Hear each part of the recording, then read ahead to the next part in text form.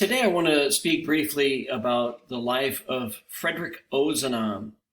Ozanam is from the 19th century. He was born in Milan, Italy, but raised in Lyon in France. He was a journalist, trained as a journalist, and he and some of his friends wrote and founded a Catholic newspaper that promoted the social teachings of the gospel.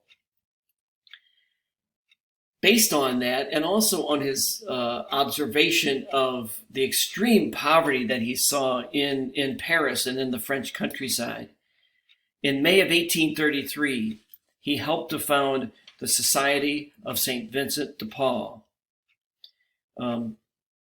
Their first mission was to serve the poor in the slums of Paris, and in that effort, he was helped by Sister Rosalie Rendu, a daughter of charity.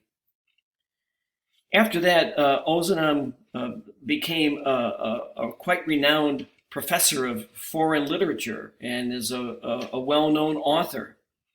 He died at the age of 40 in 1853.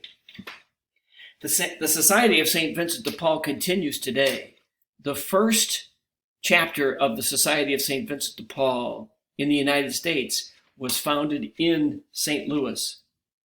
Worldwide, the Society of St. Vincent de Paul counts some 800,000 members who serve in 140 countries around the world. So Frederick Ozanam deserves a lot of credit for his initiative to found the Society of St. Vincent de Paul, which today continues to serve poor people around the world.